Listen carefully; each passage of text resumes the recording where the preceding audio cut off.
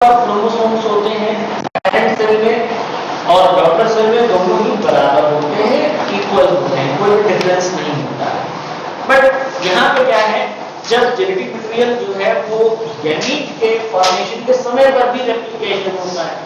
So during the formation of gametes, so here क्योंकि ये process कैसे होता है, this process occurs with the help of meiosis। meiosis में क्या खास बात होती है, क्रोमोसोम नंबर पे कोई इफेक्ट पड़ेगा क्या पड़ेगा, जो क्रोमोसोम नंबर होगा वो पेरेंट के कंपैरिजन में हाफ हो जाएगा, ठीक है। इस वजह से हम यहाँ पे कहते हैं कि ये जो है each cell gets only 1/2 of the original amount of genetic material during this reduction phase। So this is the fundamental property of all living organism found on the planet। So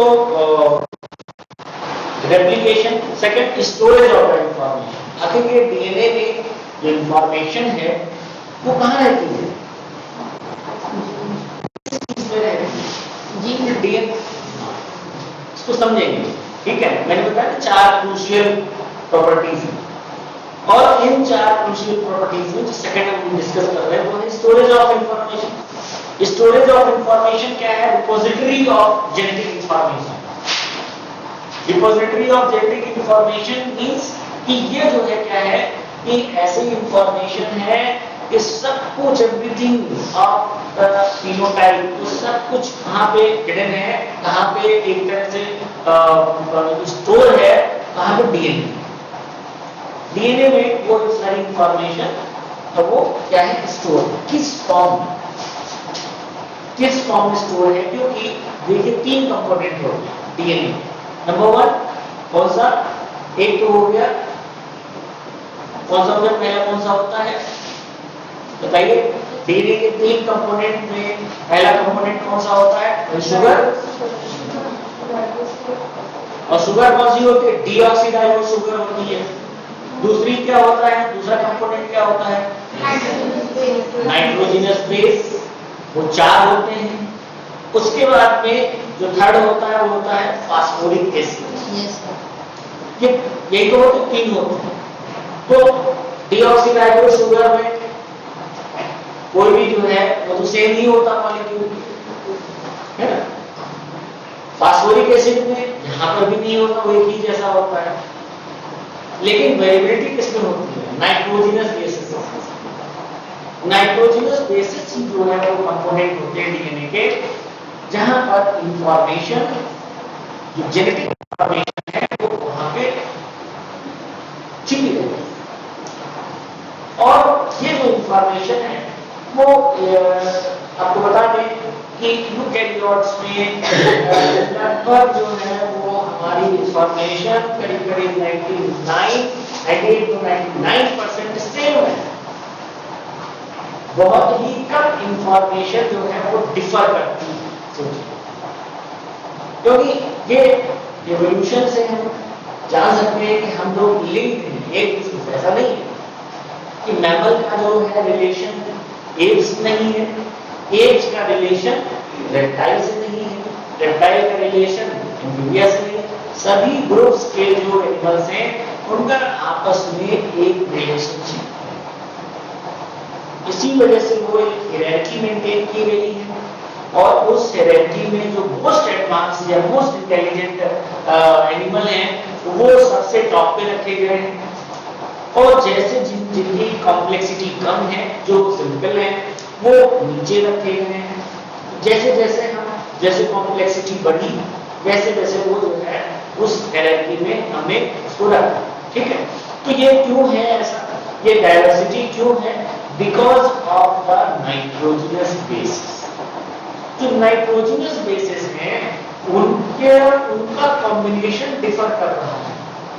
उन्हीं का कॉम्बिनेशन जब difference उसमें होता है तभी क्या होता है कि एक जो इंफॉर्मेशन है वो ये बताती है कि अगर ये डीएनए प्लांट का है या एनिमल का डीएनए है, एनिमल में है तो एनिमल में कौन सा एनिमल है जिसका ये डीएनए है, ठीक है। तो वो जो इंफॉर्मेशन है, वेरिएशन कहाँ पे होगा? वेरिएशन होगा डीएनए के नाइट्रोजनस बेसिस, उसके सीक्वेंस जो है उस सीक्वेंस में सारी इंफॉर्मेशन हिडन रहती है, ठीक है। So here it is clear that the most sales contain a complete copy of the original gene at any in time they express only a part of this genetic potential, ठीक है। तो यहाँ पे क्या है कि ये बता रहा है यहाँ पे कि हमेशा जो है क्या होता है, एक कॉपी जीनोम की मिलती है from male side and other female side, ठीक है। अब यहाँ पे क्या है कि ये जो पार्ट है वो जो जीनोम का पार्ट है, और बाद में क्या होता है उसका एक्सप्रेशन होता है। कैसे होता है कि यहाँ पर जो हम देख सकते हैं कि स्टोरेज जो है, जो प्रॉपर्टी है वो डीएनए में, क्योंकि DNA is blueprint of life. DNA जो है वो क्या होता है, इसका एक बहुत ही इंपॉर्टेंट प्रोसेस है कि आप जानते हैं जिसको ट्रांसक्रिप्शन है। ट्रांसक्रिप्शन का जो है वो बहुत इंपॉर्टेंट प्रोसेस है that occurs inside the nucleus, and this process actually in this DNA will transcribe it form a copy of itself।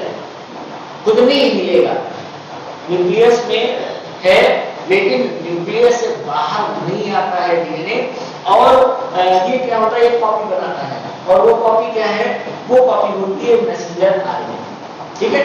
Messenger RNA जो है वो एक कॉपी होती है, वो कॉपी जो है क्या होता है राइबोसोम पे बाइंड करता है, और फिर क्या होता है ट्रांसलेशन। जब डीएनए से आरएनए बना तो उस प्रोसेस को कहा गया ट्रांसक्रिप्शन, और फिर जो दूसरा प्रोसेस है ट्रांसलेशन, तो ट्रांसलेशन जो है वो प्रोसेस कहां पे हुआ, cytoplasm process, outside the nucleus. तो ये जो प्रोसेस है, यानी कि ये पूरा जितना भी है ट्रांसलेशन के बाद बनेगा क्या, प्रोटीन बनेगा, ठीक है। तो यहाँ पे अब बात आती है कि जो केमिकल लैंग्वेज है जेनेटिक मटेरियल, वो क्या है, it should have the capability of storing such large number of variety of information, diverse information, and transmitting it to progeny cells. ये और कोई प्रोसेस, कोई दुनिया का कोई मॉलिक्यूल बायोलॉजिकल नहीं कर सकता। ओरिजिन ऑफ लाइफ के समय पर भी जो है, जो इंफॉर्मेशन ये ऐसी हुई कि सेल ने जो है वो क्या हुआ, एक अपनी एक लिपिड मेम्ब्रेन बनाई, लिपिड की और प्रोटीन की, ठीक है। उसके बाद में जब तक उसमें रेप्लिकेशन की, डिवाइड करने की क्षमता नहीं हुई, तब तक कंप्लीट सेल ओरिजिन इम्पॉसिबल, तब तक कुछ हो ही नहीं सकता।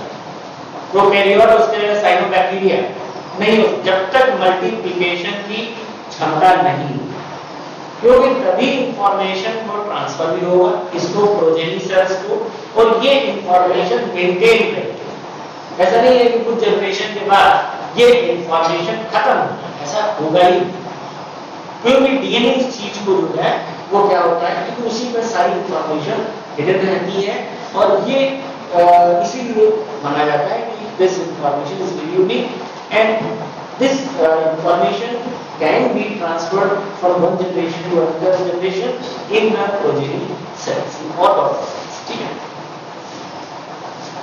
तीसरी जो मैंने बताया आपको, expression of the stored genetic information. अब जो इंफॉर्मेशन स्टोर्ड है डीएनए में, उसका एक्सप्रेशन भी होगा। एक्सप्रेशन किस फॉर्म में होगा, इन फॉर्म ऑफ प्रोटीन, ठीक है, इसके फॉर्म में होगा प्रोटीन के फॉर्म में, सो दैट यहाँ पे जो इंफॉर्मेशन है फ्लो, इंफॉर्मेशन क्या, genetic information, genetic information that which flows within the cells through the process transcription, number one, and number two, translation. So these two processes, that is transcription means formation of RNA from DNA, and translation means formation of protein from RNA. So these two processes collectively they serve as the foundation of the central dogma. Dogma means principle. So this central dogma of molecular genetics, that is DNA makes RNA, which makes protein, or we can say that DNA makes that is DNA RNA protein, simple. ठीक है, DNA ने RNA को बनाया, RNA ने protein को बनाया। ये basic property है मॉलिक्यूलर जेनेटिक्स। ठीक है, अब हम आते हैं आगे थोड़ा सा, हाँ फोर्थ अभी रह गया है, variability among organism through the process of mutation. इसको म्यूटेशन हमारे लिए हार्मफुल, बेनिफिशियल है या हार्मफुल है, क्या कहेंगे हम? म्यूटेशन हमारे लिए क्या है, बेनिफिशियल है या नहीं बेनिफिशियल? दोनों ही कह सकते हैं।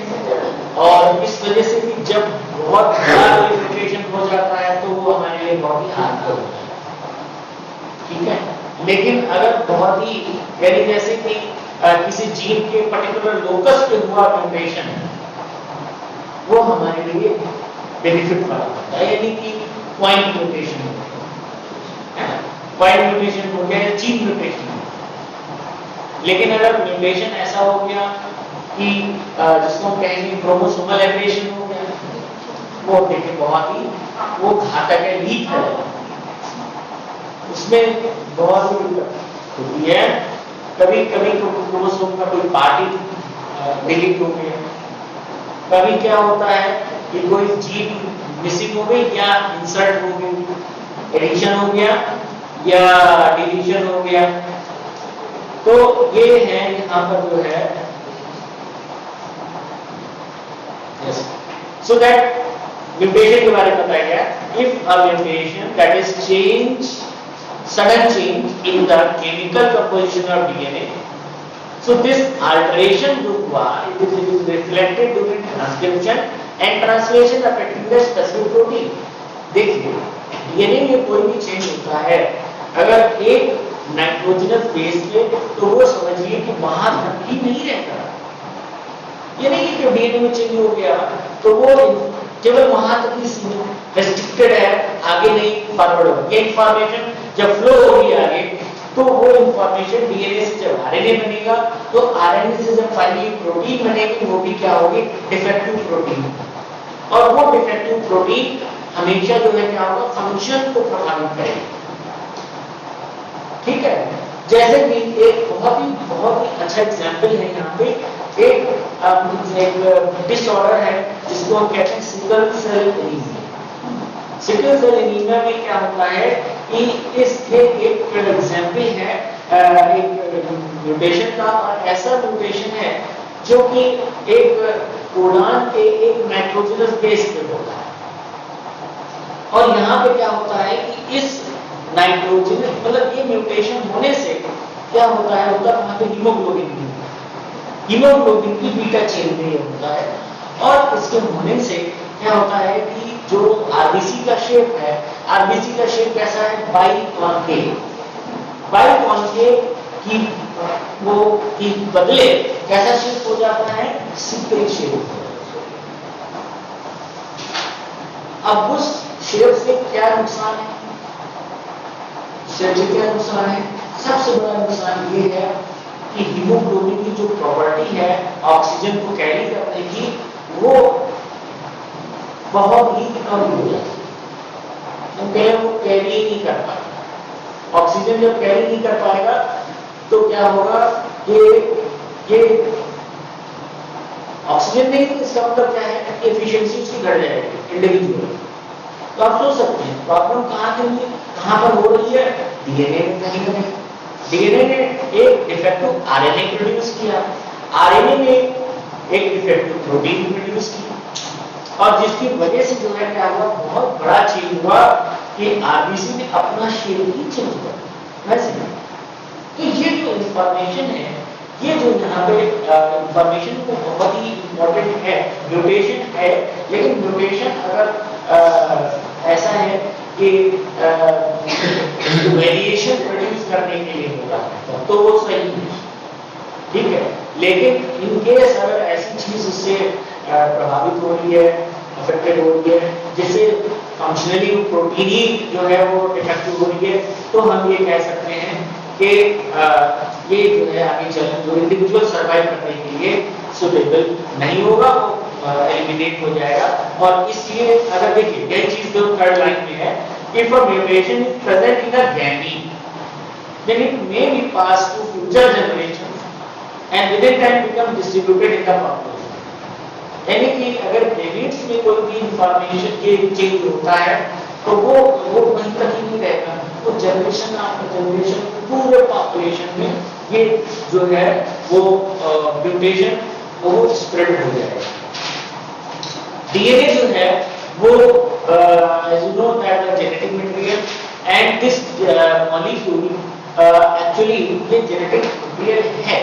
इस सबसे पहले ग्रिफिथ ने इसको किया था अपने एक एक्सपेरिमेंट से, और ये एक्सपेरिमेंट था ट्रांसफॉर्मेशन का एक्सपेरिमेंट। और इन्होंने जो है क्या हुआ कि इन्होंने आपने पढ़ा होगा कि ये जो एक्सपेरिमेंट है वो इन्होंने क्या हुआ कि दो स्ट्रेन है, ठीक है, और इसमें जो है दो जीरो टाइप लिया, सेकंड रफ है ना, ऐसे बैक्टीरियम जिनके ऊपर एक जो है वो एक हम कह रहे हैं कैप्सूल पाया जाता है, और वो कैप्सूल दो टाइप के जो है बैक्टीरियम थे, टेक्नोकोकस, और इसमें जो है जिनकी मॉर्फोलॉजी कैसी थी, रफ थी, और दूसरे की जो मॉर्फोलॉजी स्मूथ। जो स्मूथ थे उनमें जो है वो कैसे थे, वाइब्रेंट थे, यानी वो पैथोजेनिक थे, वो बीमारी निमोनिया कॉज करते थे। लेकिन जो रफ वाले थे उनको बीमारी नहीं कॉज कर सकते थे, यानी ये वो कैसे थे, नॉन पैथोजेनिक, दैट इज एवाइलेंट। अब यहाँ पे क्या था कि जो रफ वाले थे बैक्टीरियम, उसमें जो है एब्सेंट ये था कैप्सूल और स्मूथ वाला था। सबसे पहले क्या किया इन्होंने, वायरोलेंट जो है वो लिविंग थर्ड स्मूथ इंजेक्ट कर दिया, तो क्या होगा, रैट मर जाएगा, है ना, क्योंकि वो निमोनिया कॉज करेगा, और निमोनिया कॉज करने क्योंकि वायलेंट फॉर्म में है, वायलेंट फॉर्म इंजेक्ट किया चूहे के अंदर, तो वो क्या होगा कि वो results in the death of the mouse. फिर in the second experiment what he did living, क्या he injected living, that is second rough a virulent. अब इसमें क्या हुआ, जब ए वायरोलेंट नाम का चीज है तो कोई डिजीज कॉज करेगा नहीं करेगा, राइट, इसमें सर्वाइव किया, ठीक है। थर्ड वाले में क्या हुआ, इन्होंने हीट किल्ड थर्ड स्मूथ, तो इसमें भी इन्होंने जो है जब किया तो क्या हुआ, जब हीट किल्ड कर दिया तो डिग्रेड हो गया और वो जो है सर्वाइव किया। लेकिन देखिए फोर्थ वाले में क्या, this was the critical experiment by done by Griffith. इन्होंने क्या किया कि देखिए लिविंग जो सेकंड आर वेरी रफ वाले जो थे तो कैप्सूल वाले, तो इसको जो है ए वायलेट और हीट किल्ड, इन्होंने थर्ड जो स्मूथ वाले थे कैप्सूल वाले, इनको जो है इन्होंने इंजेक्ट किया, दोनों को इंजेक्ट किया। अब इसमें क्या हुआ कि जब देखा उस समय बाद निमोनिया डेवलप हुई, और निमोनिया डेवलप होने के बाद में फिर वो चूहा मर गया, ठीक। अब इसमें जो है क्या हुआ, जब टिश्यू एनालाइज किया गया तो इनको क्या मिला, लिविंग, इसमें थर्ड और एस वाले यानी कि स्मूथ कैप्सूल वाले बैक्टीरिया रिकवर होंगे। ऐसा कैसे हुआ, एस वाले तो थे, फोर्थ वाले में यहाँ पे देखिए कि यहाँ पे जो लिविंग कैसे हो गए। अब लिविंग इसलिए हो गए कि देखिए यहाँ पर ट्रांसफॉर्मेशन हुआ, और ट्रांसफॉर्मेशन से जो है यहाँ पे जो लिविंग वाले जो हीट किल्ड वाले थे वो जो है उन्होंने ये यहाँ पे क्या हुआ, ट्रांसफॉर्मेशन फ्री लिविंग एंट्री, मतलब free entry of any genome और डीएनए, ठीक है। और इस वजह से यहाँ पे क्या हुआ कि जब living third S smooth surface वाले इसीलिए रिकवर हुए क्योंकि यहाँ पे ट्रांसफॉर्मेशन, और जब ट्रांसफॉर्मेशन हुआ तो इस वजह से यहाँ पर जो है वो पैथोजेनिक चूंकि ए वायलेंट में चेंज हुआ और it resulted in the death of the, तो इन्होंने 1928 में, इमेजिन कब किया था, 1928 में, ठीक है। इसके बाद कौन सा ये एक्सपेरिमेंट बता सकते हैं क्या है, बताइए। ये एक्सपेरिमेंट किसका एक्सपेरिमेंट हो सकता है?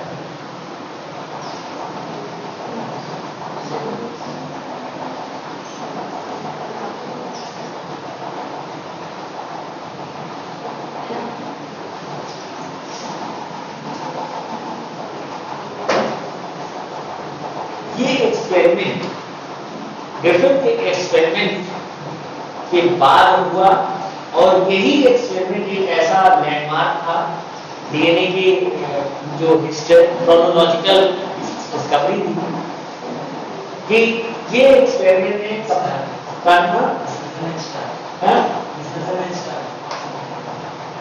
थोड़ा सा और ध्यान से देखो तो आपको समझ में आ जाएगा कि किसने एक्सपेरिमेंट परफॉर्म किया था। और मैं बता दूं किस लिए एक्सपेरिमेंट हुआ। ये एक्सपेरिमेंट ऐसा एक्सपेरिमेंट था जिसने पूरी तरीके से प्रूव कर दिया कि हम can write the line that DNA is the genetic material of the living organism. हम लिखते हैं तो ये जो एक्सपेरिमेंट है वो ये चीज ने प्रूव कर दिया we can write on any base that DNA is the genetic material of the living organism। तीन साइन, हाँ बोलो बोलो। सर डब्ल्यू वर्ड है नहीं अब लेटर से ये तीन साइंटिस्ट थे, क्या नाम है याद है? तीन लोग हैं, बताइए।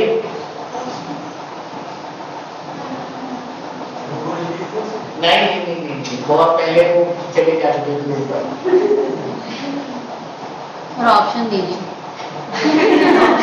अब ऑप्शन वाले क्वेश्चन सॉल्व करते करते हम किसी का ऑप्शन ढूंढ रहे हैं। सर आप जब इतने कंफ्यूज हैं आप लोग तो कम से कम इतने तुक्के देकर सो गए। Avery MacLeod McCarty, Avery MacLeod McCarty, ये तीन साइंटिस्ट थे। सर ये अभी इन लोगों को अवार्ड मिला शायद। नहीं ये इनको मर गए ये नहीं मर गए ही होंगे। ये 1944 की बात है, अभी रिसेंटली की बात नहीं है, बहुत पुरानी बात है। नहीं सर अभी मिला है लास्ट 2 इयर्स तो ये जो ये मर गए और दे दीजिए। अब यहाँ पे जो है ये जो एक्सपेरिमेंट था, ये एक्सपेरिमेंट ग्रिफिथ के एक्सपेरिमेंट का बहुत ही आगे उन्होंने उसी यानी कि एवरी मैक्लियोड और मैककार्टी बहुत ही फेमस एक्सपेरिमेंट है। और इन्होंने उस जो ग्रिफिथ ने किया था उस एक्सपेरिमेंट को थोड़ा सा इन्होंने और हाईटेक किया और इन्होंने देखिए उसी चीज को इन्होंने क्या किया, चार सिंपल समझिए इसको, इन्होंने 4 टेस्ट ट्यूब ले ली और 4 टेस्ट ट्यूब में इन्होंने क्या किया, ये देखिए जो स्मूथ थर्ड सेरोटाइप था वो ले लिया इन्होंने, ठीक है। और उसके बाद में क्या हुआ कि इन्होंने देखिए अगर ये प्रोसेस देखें यहाँ पे तो एक में प्रोटीन ले ली, दूसरे में इन्होंने आरएनए ले लिया, तीसरे में देखिए इन्होंने क्या किया है, पहले में जो है देखिए प्रोटीन एक्सट्रैक्ट, तो यहाँ कार्बोहाइड्रेट लिपिड एंड प्रोटीन, ठीक है। तो अब यहाँ पे क्या हुआ, एक में प्रोटीन है, आरएनए है और एक में डीएनए है। तो अब क्या हुआ कि यहाँ पे जो है देखा गया कि यहाँ पे जो है ये थर्ड आरएनए सेल्स प्लस यहाँ पे जो ऊपर का फिल्ट्रेट उन्होंने मिलाया तो ट्रांसफॉर्मेशन हुआ। लेकिन बाद में जब एनालिसिस की गई तो इसमें क्या हुआ कि यहाँ पर देखा गया कि कोई भी ऐसा मॉलिक्यूल नहीं है जो ट्रांसफॉर्मेशन कर पाए, ठीक है। केवल इसमें मिला जो कि डीएनए वाला पार्ट था, यानी कि यहाँ पे देखिए जो थर्ड वाला कंक्लूजन है यहाँ पे फोर्थ, ये देखिए इसमें यहाँ पे देखिए सब में ये वाली सेल्स ये वाली, यानी कि जो राउंड वाले हैं, ठीक है, रफ वाले हैं वो वाले सेल्स और साथ में स्मूथ सेल्स दोनों मिलेंगे। लेकिन यहाँ पर क्या है, यहाँ पर केवल जो रफ वाले जो सेल्स हैं वही केवल मिल रहे हैं। क्यों मिल रहे हैं? क्योंकि यहाँ पर जो है केवल डीएनए ही ऐसा मॉलिक्यूल है जो कि ट्रांसफॉर्मेशन कर सकता है, ना तो प्रोटीन ना तो आरएनए, ये कार्बोहाइड्रेट ये भी नहीं कर सकता। तो केवल डीएनए ही ऐसा मॉलिक्यूल है जो कि ऐसा प्रोसेस कर सकता है। ये एक्सपेरिमेंट किया गया था इसमें मैकलियोड, मैककार्टी और एडम, ये तीन साइंटिस्ट। वॉटसन क्रिक मॉडल आया 1953 में, और वॉटसन क्रिक मॉडल क्या बताता है? ये बताता है कि डीएनए जो है दो पॉलीन्यूक्लियोटाइड चेन से बना होता है, और ये दोनों पॉलीन्यूक्लियोटाइड चेन वाइड होती है। एक दूसरे के McCarty MacLeod simply transformation experiment है और done by Henry MacLeod McCarty, ठीक है।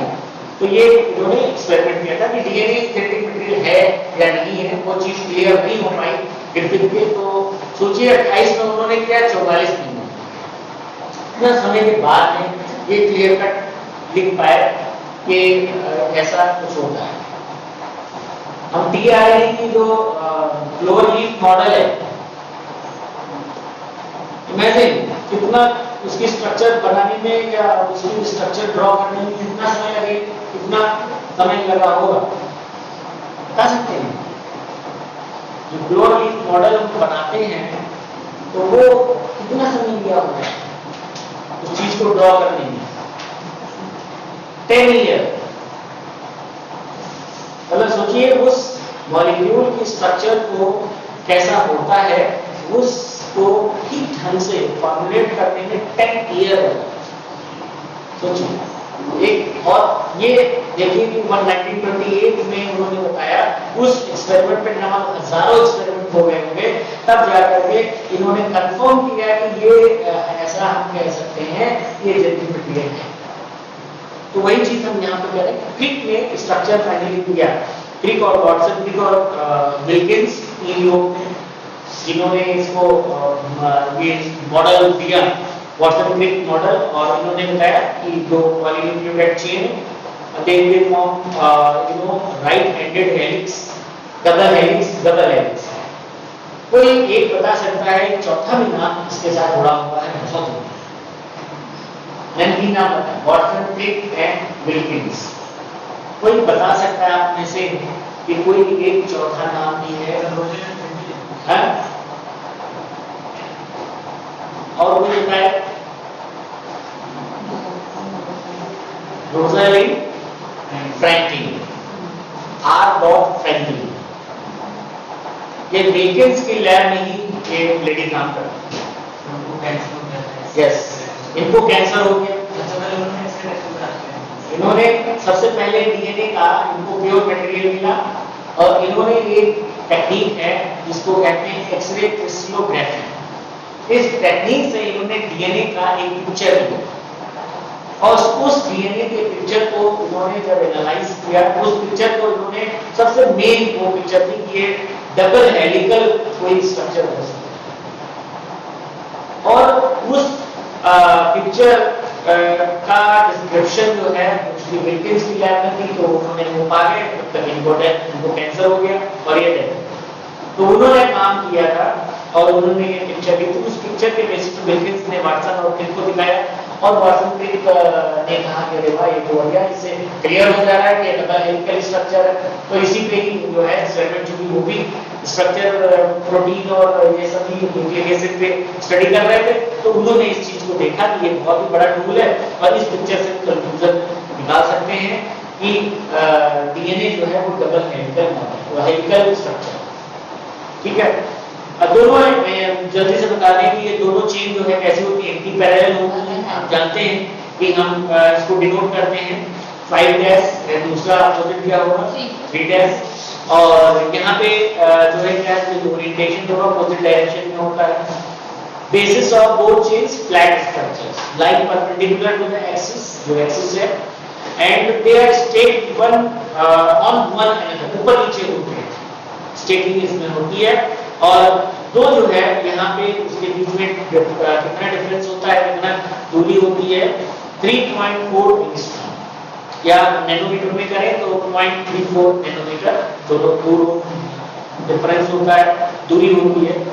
और नाइट्रोजनस बेसिस है, अपोजिट चेंजेस में क्या होता है पेयरिंग होती है उनकी। और आप जानते हैं कि ये पेयरिंग किसकी हेल्प से होती है, डीएनए के अंदर जो पेयरिंग होती है वो नाइट्रोजन हाइड्रोजन बॉन्ड से होती है। 3 hydrogen bond between G and C and 2 hydrogen bond between A and T. Now अगर हेलिक्स की बात करें तो ये कंप्लीट टर्न जो है वो कितना होगा 34। इसीलिए लेंथ ऑफ डीएनए हम कैलकुलेट कर सकते हैं क्योंकि हर एक चीज एग्जैक्ट बिल्कुल नबी तुली। हेलिक्स स्ट्रक्चर 34 एंगस्ट्रॉम की है, इसका मतलब क्या है लगभग 10 बेस पेयर होते हैं। दो ग्रुप्स इससे प्रोड्यूस होती है, एक मेजर ग्रुप और एक माइनर। डबल हेलिक्स की जो डायमीटर 20 एंगस्ट्रॉम। तो इसलिए जो सबसे इंपॉर्टेंट जो यहाँ पे इस मॉडल की खास बात है वो क्या है, वो है base pairing. Nitrogenous base pairing जो है तो सबसे मोस्ट फंडामेंटल प्रॉपर्टी मानी जाती है। अब यहाँ पे जो है जो बात आती है कि डीएनए ही क्यों चूज किया गया जो प्रोटीन नैनो टेक्नोलॉजी के लिए। डीएनए क्यों चूज किया गया, क्योंकि मैंने आपको बताया है कि डीएनए एक ऐसी प्रॉपर्टी है, डीएनए के अंदर ऐसी प्रॉपर्टी है जिसमें क्या होता है, एक तो कहलाता है सेल्फ असेंबलिंग की प्रॉपर्टी। क्यों why DNA has been chosen as a material for nanotechnology।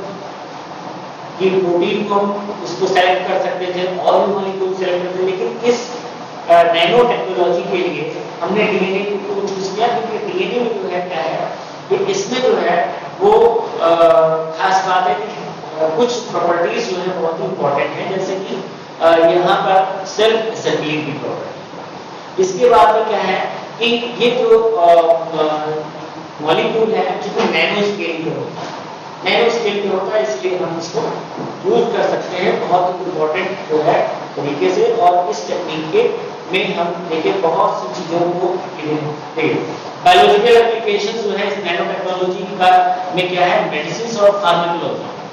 और एक न्यू मेडिसिन है that is nano medicine. Nano medicine imagine कि कहीं भी अगर ब्लॉकेज हटाना होता है तो हम क्या होता है कि नैनो रोबोट्स कुछ ऐसे छोटे छोटे जो है वो लाइपोसोम्स भेज देते हैं जिनके अंदर ड्रग्स स्प्रेड हो रही है और वो जाकर के जैसे ही वो वहां पर जो प्लॉट है वहां पहुंचेंगे वो बस्ट हो जाता है क्योंकि वहां ड्रग की डिलीवरी हो जाती है। और फाइनली जो है क्या होता है, ड्रग की सप्लाई जब होगी तो वो जो हीलिंग होगी वो तुरंत ही चालू होगी। जहां पे हम और किसी चीज से एक्सेस नहीं कर सकते वहां पर हम इनके द्वारा एक्सेस कर सकते हैं। ठीक है, तो अब यहाँ पे क्या है, कहाँ पे इंपॉर्टेंस है नैनो मेडिसिन में। इसके अलावा जो है ड्रग डिलीवरी और डिजीज थेरेपी में बहुत ही इंपॉर्टेंट रोल है। ठीक है, अब बात आ रही कैंसर है नैनो टेक्नोलॉजी में क्या है। नैनो मेडिसिन में जो है क्या है कि यहाँ पे क्या है, डायग्नोज ट्रीटमेंट और destruction of the malignant cancerous cell को हम यहाँ पे देख सकते हैं जो कि इसमें किया जाता है। और यहाँ पे क्या है कि देखिए यहाँ पे एक इम्पोर्टेंट बात ये है कि कैसे पॉसिबल कैसे है। यहाँ पे जो फोर्थ लाइन है देखिए, recent research has been focused on the development of technology, for example ligand targeted delivery of therapeutic drugs and nano carriers जिनका करीब 10 से 100 नैनोमीटर है, उनको हम यूज करते हैं। और वो जो है क्या होते हैं, ये नैनो कैरियर क्या काम करते हैं, ड्रग को एग्जैक्ट जहाँ पे जाना है वहां पे ले जा करके और वहां पे उसको सप्लाई कर देते हैं, वहां पे पहुंचा देते हैं। और जिससे क्या होता है कि हमें थेरेपी करने में आसानी हो जाती है। अब ये नैनो कैरियर्स क्या हो सकते हैं, दे बी लाइपोसोम्स और and albumin based nano particles, liposomes or albumin based nanoparticles, and you can see that the lipid composition of liposome it allows them to easily diffuse। ये खास बात है कि जो लाइपोसोम होते हैं वो सेल मेम्ब्रेन के क्रॉस जो है वो इसको डिफ्यूज हो सकता और नहीं कर सेल की प्लाज्मा मेम्ब्रेन को क्रॉस नहीं कर सकता, क्योंकि सेल प्लाज्मा मेम्ब्रेन जो है वो क्या है, सेमी परमेबल, हर एक मॉलिक्यूल को अलाउ नहीं करता। ठीक है, तो यहाँ पे देख सकते हैं इस पिक्चर, साइड पिक्चर में देख सकते हैं ये ड्रग डिलीवरी दिखाई गई है, कैसे लाइपोसोम ये ड्रग यहाँ पे डिलीवर कर रहा है। देखिए लाइपोसोम जो है यहाँ पे क्या होता है, आउटर जो उसकी वॉल होती है वो लिपिड की होती है, जैसे ही सेल मेम्ब्रेन से इसका फ्यूजन होता है वैसे क्या होता है कि वो फ्यूजन होने के जो सेल मेम्ब्रेन है उसको अलाउ करती है, जो अंदर उसके अंदर ड्रग है बिल्ड है वो जो है सेल के अंदर फ्री हो जाती है, रिलीज हो जाती है। ठीक है, तो ये हम कहते हैं कि ये तो बहुत इंपॉर्टेंट चीज है कि यहाँ पे जो है कैंसर की जो थेरेपी है वो इस तरीके से कर सकते हैं या करते हैं, जो कि बहुत ही एडवांस फेज में। अभी तक तो जो है यहाँ पे तो कीमो सबसे ज्यादा माना जाता है, कीमोथेरेपी वो मेन है और वो बहुत ही ज्यादा पेनफुल होती है। So that here we can use the liposome to deliver these drugs, particular drugs inside the cell, and यहाँ पे ये जो लिपिड बेस्ड मॉलिक्यूल जिनसे डिलीवरी होती है, these all molecules having lipid membrane of lipid, these are known as liposomes. So albumin bound nanostructure, these are also used to enhance permeability of the endoplasmic reticulum for many cancer, for example breast cancer. तो यहाँ पे इन therapy का trial और experiment के form में जो है वो अभी बहुत अच्छी तरीके से यहाँ पे चल रहा है। ड्रग डिलीवरी एंड बायोसेंसर, शायद आपने पढ़ा होगा बायोटेक्नोलॉजी में एक डिवाइस होता है जिसको हम बायोसेंसर कहते हैं। बायोसेंसर्स जो है वो क्या होते हैं, ये ऐसे डिवाइस होते हैं जिनमें क्या होता है, they have capability or they have a property of picking up very specific biological signals and they convert them into electrical outputs that can be analyzed for identification and these are the biosensors।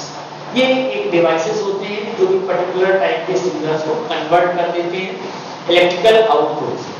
ठीक है, अब यहाँ पे जो है ये जो biosensors हैं यहाँ पे क्या है, ये एफिशिएंट हैं और इनका क्या होता है, देखिए कई सारी प्रॉपर्टीज हैं इंपॉर्टेंट, जैसे high ratio surface area to volume as well as adjustable electronic, magnetic, optical and biological property, they have many properties are. अब इसमें जो है क्या है, देखिए फ्लेक्सिबल इसमें फिजिकल स्ट्रक्चर होते हैं और इनमें क्या होता है, केमिकल कंपोजिशन जो है वो काफी डाइवर्स होता है। इसके अलावा जो है क्या है कि ये जो है जो ड्रग डिलीवरी है वो कितनी पहुंची पर्टिकुलर सेल में, वो चीज जो है बायोसेंसर्स के द्वारा हम डिटेक्ट कर सकते हैं। और यहाँ पर जो है देख सकते हैं कि ये जो बायोसेंसर्स हैं वो एक्चुअली में इसके अलावा एनवायरमेंटल में भी एनवायरमेंटल साइंस में बहुत ही ज्यादा इसका जो है यूज किया जाता है, स्पेशली मेडिसिन में तो है ही लाइपोसोम्स हैं और लाइपोसोम्स का डिटेक्शन वो हम इसके द्वारा करते हैं। अब यहाँ पे जो है देख सकते हैं कि एक बात कही गई है कार्बन नैनो ट्यूब्यूल्स, है ना।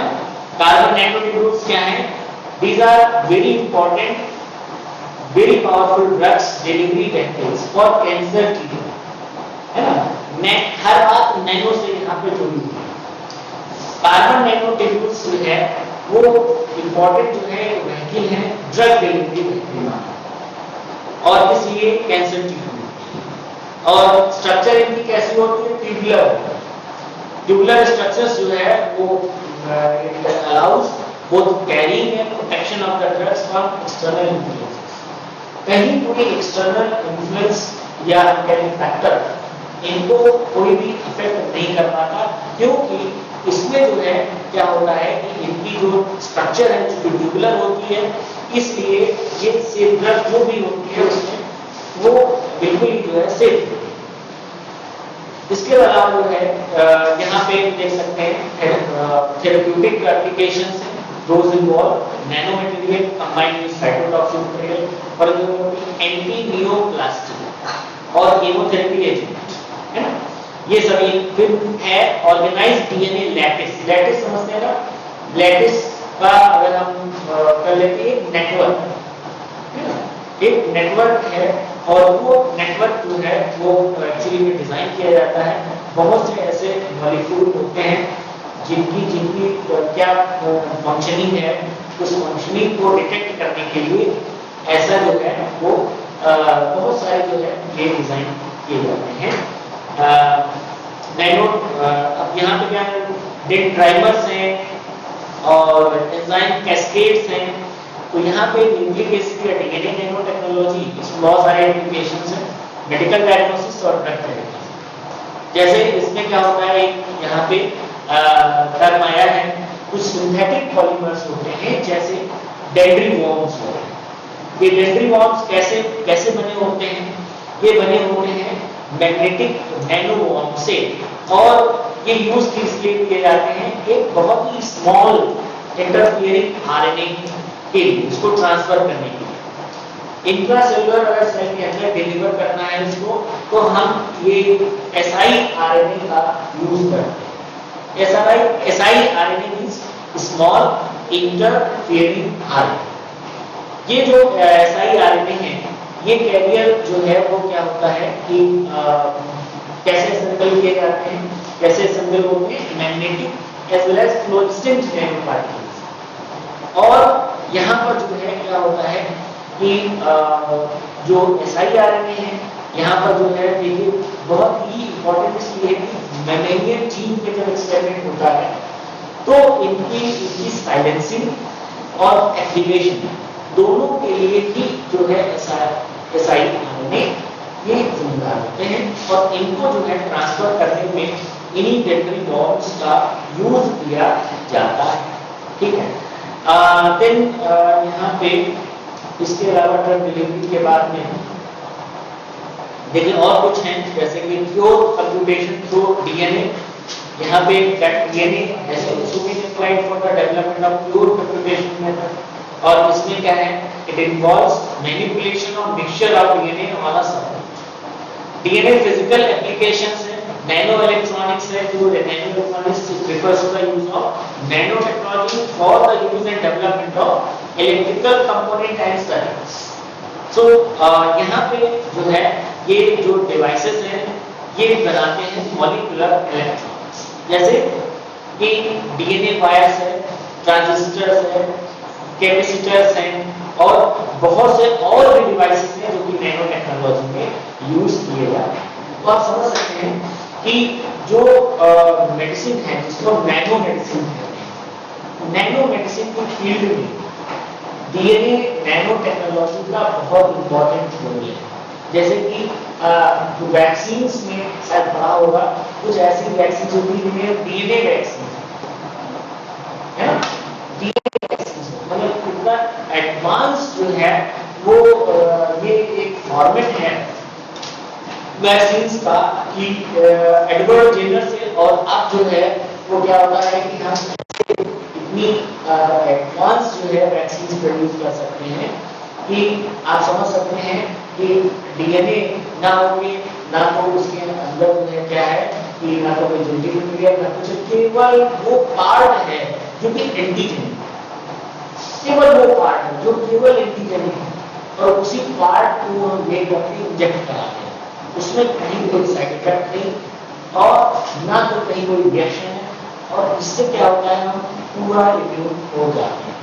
तो इस तरीके से नैनो स्केल में यहाँ पर जो है जब हम काम करते हैं तो ये डीएनए इसलिए यूज किया जाता है बिकॉज डीएनए जो है वो एक ऐसा मॉलिक्यूल है जिसमें डीनेचुरेशन, रीनेचुरेशन, सेल्फ असेंबली है ना, तो ये सारी जो है वो इसमें जो है प्रॉपर्टी होती है। ठीक है, हम दूसरा टॉपिक ये करेंगे, छोटा सा टॉपिक है, और ये टॉपिक जो है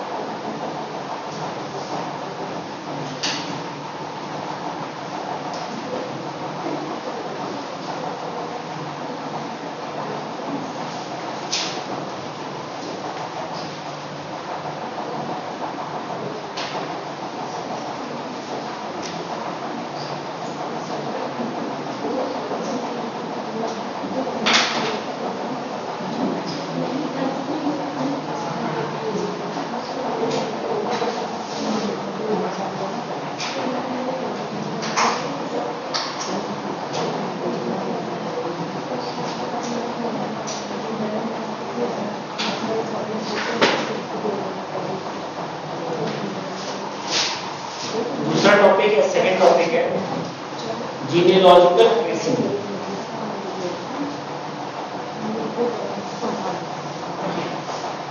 क्या ट्रेस कर रहे हैं? Gene trace. और एक पैटर्न चेन एक हम ट्रेस कर रहे हैं कि हमारे पता लगा सकते हैं कि हमारे पूर्वज कहां से आए थे।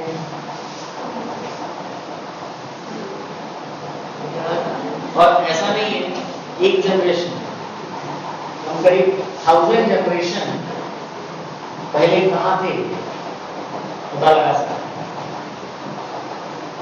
और इस ट्रेसिंग को जीनोलॉजिकल ट्रेसिंग है। मतलब इसमें क्या है, कुछ टेस्ट होते हैं, डीएनए जीनोलॉजिकल डीएनए टेस्ट हैं, उनका यूज करते हैं। जैसे डीएनए प्रोफाइलिंग है और यहाँ पे जो डीएनए टेस्टिंग है उनका ट्रेडिशनल मेथड है। इन सबको कंबाइन करके रिलेशनशिप क्या है इंडिविजुअल के बीच में, जेनेटिक इंफॉर्मेशन, उस चीज को हम ये पता लगाते हैं। और इसी रिलेशनशिप का पता लगाने के लिए जीनोलॉजिकल ट्रेसिंग। और इमेजिन इतनी कई, आपको अभी आगे चर्चा करेंगे कि बहुत सी ऐसी वेबसाइट्स जिनके आप जा सकते हैं, कुछ फीस जमा करनी पड़ेगी। वो फीस पे करके और आप अपने एंसेस्ट्री पूरी का पूरे जो है वो जान सकते हैं कि हमारे जो एंसेस्टर्स हैं वो कहाँ थे, कहाँ से हम आए हैं, वहां से कैसे कैसे कैसे जो है मॉडिफिकेशन में सारा कुछ जितना भी डेटा है वो सब आप जान सकते हैं।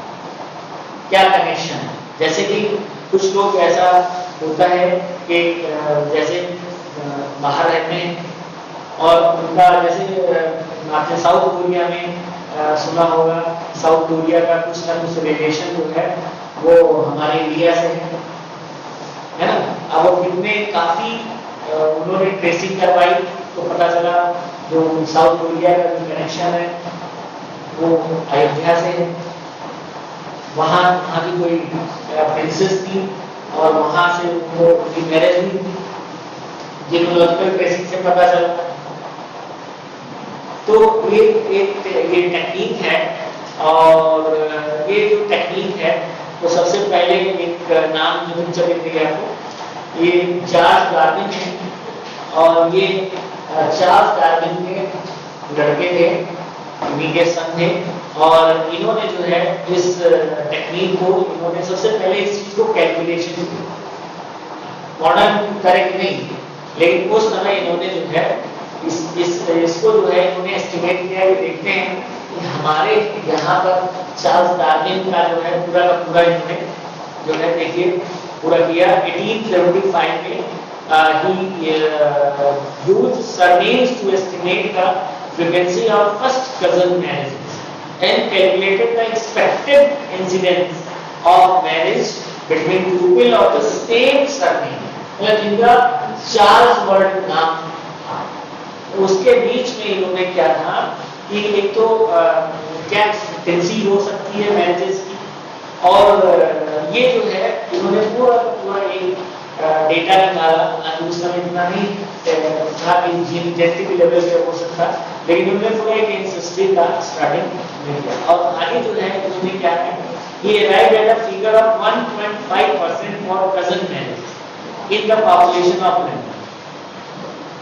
और यहाँ पे जो है क्या है कि 3% to 3.5% among upper classes and 2.25% lower, जो लोअर क्लासेस के पर्सन, उनके बीच में ये इन्होंने डेटा निकाला कि यहाँ पे जो है जो कजन मैरिजेस हैं वो ऐसा परसेंट, इतने लोगों में परसेंटेज हो सकती है। तो अपना जो है इन्होंने एक देखा कि कैसे ये हो सकता है। ठीक है, यहाँ पे जो है एक 2000 में, ये थोड़ा अभी बहुत ही रिसेंट मामला है, 2000 में एक पहली एक कंपनी बनी और इस कंपनी का नाम है फैमिली ट्री डीएनए।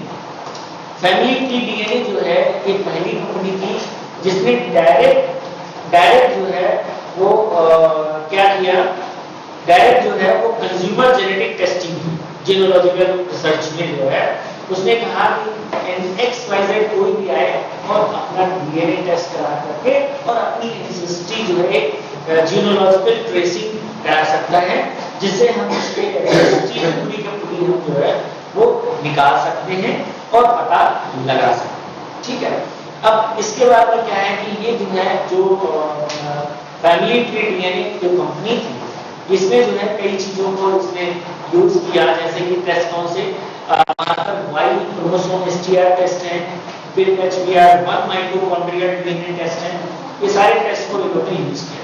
2001 में क्या है, जीन ट्री नाम की एक कंपनी थी, gene tree was acquired by Sorensen molecular genealogy foundation, और इसमें जो है क्या की, इसमें जो है वाई क्रोमोसोम और माइटोकॉन्ड्रियल डीएनए टेस्ट को भी इन्होंने इंप्लीमेंट किया।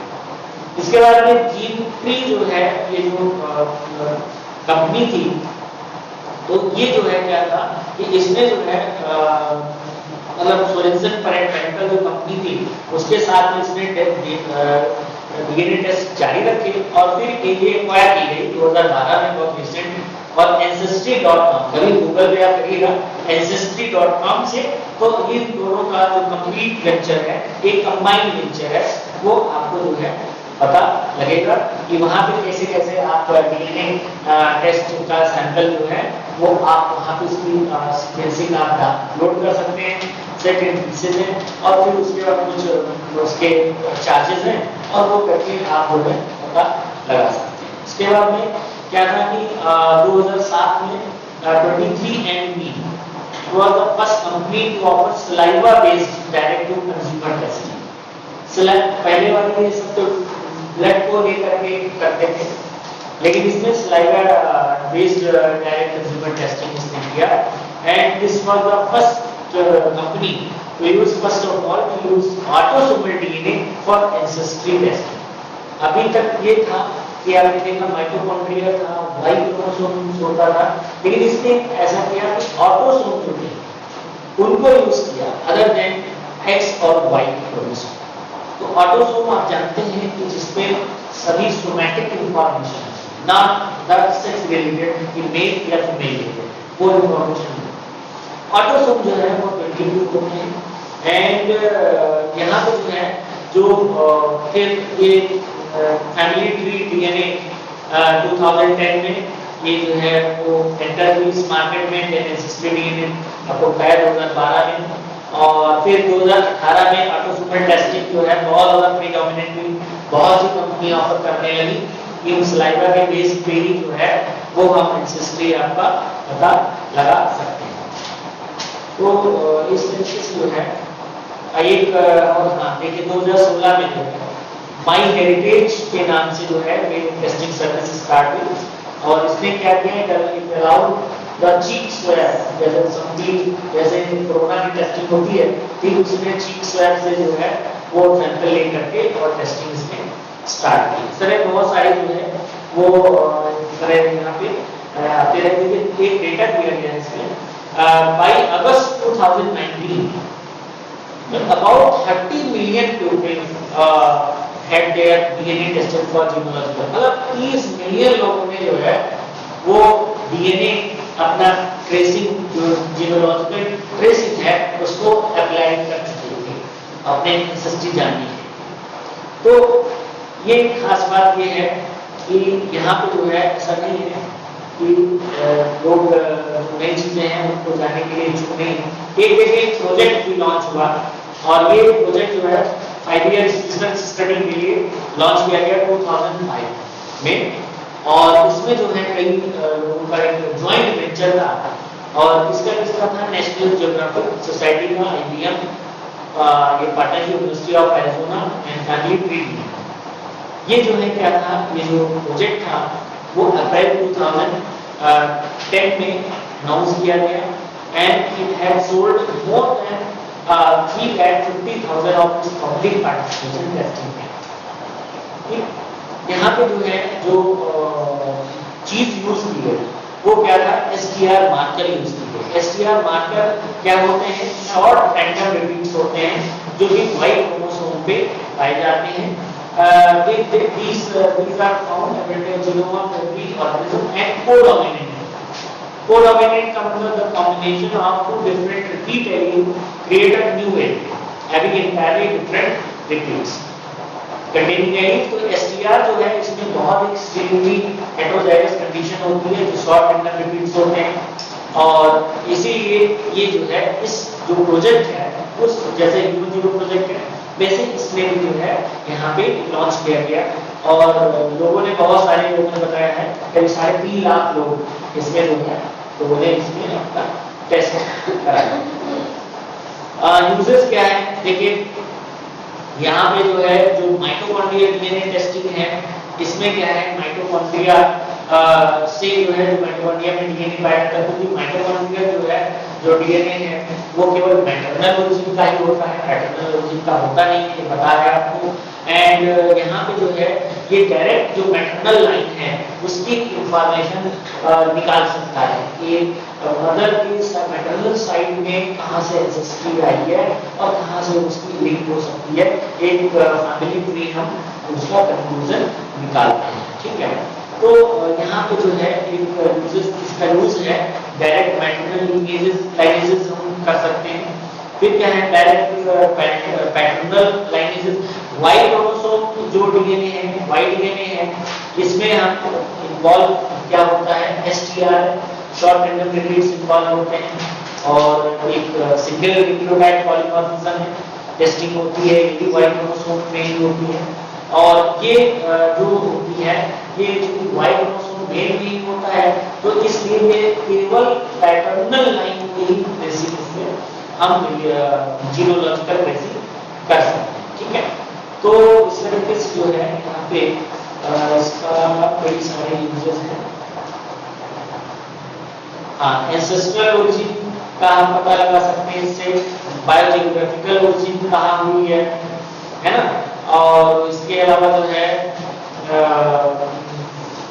कुल मिलाकर के ये जो ट्रेसिंग है वो एक तरह से इस पैटर्न को भी जानने के लिए जरूरी है कि कहीं कोई ऐसी डिजीज अगर जैसे हीमोफीलिया है ना और कलर ब्लाइंडनेस है एल्बिनिज्म है ऑटोसोमल बहुत सारी बीमारियां हैं तो उन बीमारियों की जो एक जीन का जो फ्लो है वो कहाँ से कहाँ आया किधर से आया मैटरनल साइड से पैटर्नल साइड से किस जनरेशन से आया उस चीज की जब हम ट्रेसिंग करते हैं एक तरह से कि हमारी जो हिस्ट्री है वो कहाँ से वो ऐसा म्यूटेशन कहाँ हो मैटरनल साइड से हुआ या पैटर्नल साइड से उस चीज को हम पता लगा सकते हैं। प्रोसीजर क्या है प्रोसीजर जो है एक जीनोलॉजिकल डीएनए टेस्ट परफॉर्म किया जाता है इसकी सैंपलिंग की जाती है और जनरली जो वो होती है वो बफल स्वेब या चीक स्वेबिंग से हम स्क्रैपिंग करते हैं और उससे हम इसको डीएनए सैंपल लेते हैं। Typically the sample collection uses है home test kit supplied by service provider जो सर्विस प्रोवाइडर है वो आपको किट दे देगा और उससे आप डीएनए का सैंपल ले लेंगे और जैसे ये आपको बताया 23 एंटिटी ancestry.dna.com ये सारे सब प्रोवाइड कराते हैं ठीक। उसके बाद में क्या है किट का इंस्ट्रक्शन करने पे ये जो है क्या है कि इसको वापस कर देते हैं तो डीएनए जो होगा सैंपल वो चला जाएगा और उसके एनालिसिस के लिए और फिर उसके बाद में प्रोसेसिंग होती है डीएनए माइक्रो एरे को रिड्यूस किया जाता है और फिर क्या होता है जेनेटिक इंफॉर्मेशन जो है वो इससे पता लगाया जा सकता लगाते हैं। ऑटोसोमल डीएनए टेस्टिंग जो है वो ऑटोसोम में की जाती है और इसमें जो है क्या है क्योंकि यहाँ पे देख सकते हैं आप कि ये जो है देखिए ऑटोसोम क्या these are inherited exactly equally from both parents and roughly equally from grandparents to about 3x great grandparents। आप समझते हैं जो हमारे जस्ट फादर मदर होते हैं उनसे हम 50-50 ऑटोसोम लेते हैं ठीक है लेकिन उसके बाद में जो उनकी जनरेशन होगी उनसे अगर कंपैरिजन हम प्रेजेंट जनरेशन को करें तो धीरे धीरे ऑटोसोम की जो परसेंटेज है वो कम होती चली जाएगी। समझ रहे हैं आप? और इस तरीके से हम यहाँ पे ये चूंकि ये जो टेस्टिंग है ऑटोसोम के कर रहे हैं, तो हम कई पेरेंट्स कई जनरेशन का हम इसमें ट्रेसिंग करते हैं। और यहाँ पर जो है क्या है कि ये जो ट्रेसिंग है जनरली वो बहुत इजीली हो जाती है, क्योंकि सैम्पलिंग बहुत ही जो है वो इजी होती है। ठीक है, एक्स क्रोमोसोम डीएनए टेस्टिंग होती है, और यहाँ पे जो है माइटोकॉन्ड्रियल डीएनए टेस्टिंग भी होती है। देखिए अब यहाँ पे 3 हमने बताया जो करंट प्रोसीजर है। डीएनए सैंपलिंग में हम ऑटोसोमल डीएनए टेस्टिंग करते हैं। इसके बाद में हम दूसरा क्या बताया आपको, जो वाई एक्स क्रोमोसोम है ना, एक्स क्रोमोसोम डीएनए टेस्टिंग है। और उसके बाद में क्या है माइटोकॉन्ड्रियल डीएनए टेस्टिंग, क्योंकि माइटोकॉन्ड्रियल जो डीएनए है उसमें क्या है कि ये मैटरनल साइड का पूरा एंसेस्ट्री तरह से बताता है, तो हम ये कह सकते हैं कि इसमें जो है हम कंप्लीट एंसेस्ट्री जान सकते हैं कि किस तरीके से जो है ये डीएनए जो है वो मदर से और फिर उस मदर मैटरनल साइड से इस तरह से आएगा। और इन केस अगर कोई म्यूटेशन है तो कहीं कोई डिसऑर्डर है, तो क्योंकि माइटोकॉन्ड्रियल डीएनए भी जिम्मेदार होता है डिसऑर्डर के लिए, तो वो चीज हम पता लगा सकते हैं। ठीक है, म्यूटेशन अगर हुआ तो वो चीज बेसिकली हम इससे जेनोलॉजिकल ट्रेसिंग से पता लगाते हैं। मेन ये होता है। बाकी अगर किसी को बड़ा क्यूरियोसिटी है कि हमारे फोरफादर कहाँ से आए, इंडिया से आए या बाहर से आए, तो वो चीज करने के लिए हम जेनोलॉजिकल ट्रेसिंग कराते हैं। ठीक है, सर्विस प्रोवाइडर सिंपली क्या करेगा, आपको किट इशू कर देगा। आप जब चार्जेस उनको दे देंगे वो क्या करेगा, आपको किट दे देगा, और किट वो आपके घर पे आएगी, आप सैंपल लेंगे, सैंपल के साथ में किट को फिर रिटर्न करेंगे, कंपनी में वो जाएगा और सर्विस प्रोवाइडर के साथ में सर्विस प्रोवाइडर वो जो है वो वहाँ पे एनालाइज करेगा। एनालाइज करने के बाद में फिर वो करीब 15 से 20 दिन के अंदर वो आपको पूरा का पूरा डेटा आपको देगा। सर ये कैसे करेंगे, देंगे तो सैंपल मेरा, तो मेरे पूर्वज कैसे पता लगाएंगे? नहीं, तो सैंपल आपका लेंगे ना, तो आपका डीएनए लेंगे ना। आप जब gene stab for example autosomal DNA testing kit में आपने बताया, तो आपने जो है जब उनको सैंपल देंगे ना, उस सैंपल पे एनालिसिस करेंगे, एनालाइज करेंगे। कैसे सर रिपोर्ट उन्हें मिल पाएगी? ऐसा कैसे हो जाएगा जब तक किसी और सबके सैंपल नहीं होंगे, तो कैसे नहीं, कर नहीं, सकते? तो कंप्यूटर अपने आप सबका डीएनए ले लेगा। यही खास बात है, यही खास बात है कि आपके डीएनए से आपकी 100 जनरेशन बैक एंसेस्ट्री इसमें हम ट्रेस करते हैं।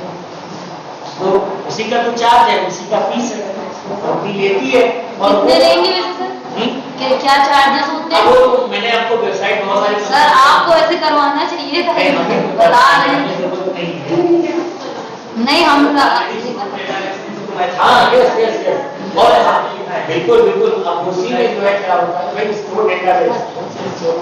और इससे क्या है, देखिए अगर किसी को ये टेक्निक कहाँ पे हमारे लिए इम्पोर्टेंस कहाँ रखती है, अगर कहीं कोई किसी को मान लिया ऐसा डिसऑर्डर, ठीक है, और आप जानते हैं कि जो जितने भी जेनेटिक डिसऑर्डर्स होते हैं वो लाइलाज होते हैं। हाँ। उनका कोई भी ट्रीटमेंट नहीं, क्योंकि वो जेनेटिकल होता है, जेनेटिक्स जीन्स में है, वो जीन्स में, तो हम can not replace any gene, जो है वो है। तो अब उस जीन को तो हम नहीं कर सकते, लेकिन आप पता लगा सकते हैं कि ये जीन कहाँ से आई है, कितने जनरेशन से ऐसा म्यूटेशन हुआ, ठीक है।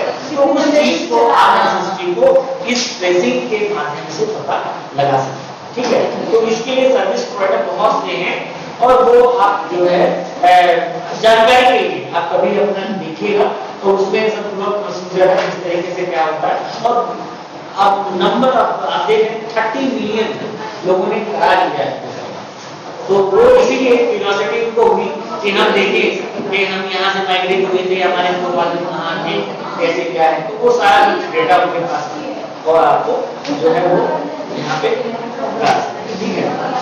तो कलर वाला फेडनेस वाला जो है वो सफेद वाला उसका पता लगाएगा मेरे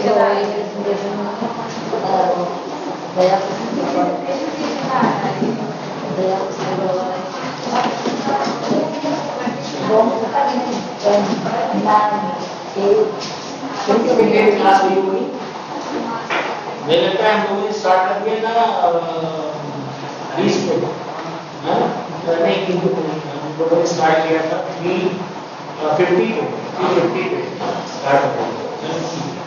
तो दो टॉपिक आज हमने डिस्कस किए, कौन से? नहीं, कल हम नहीं आएंगे, कल कोई और कोई होगा। सर ये पीपीटी भेज दीजिएगा सर।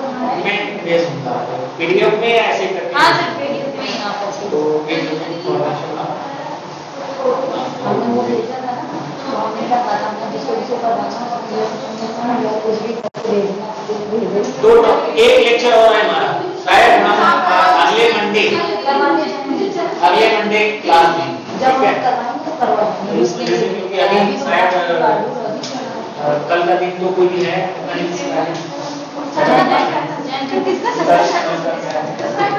लोकेशन पिछली बहुत अच्छा बनाती है। Thank you sir. Thank you sir. चलो तुम लोग चलो अभी आ जाए।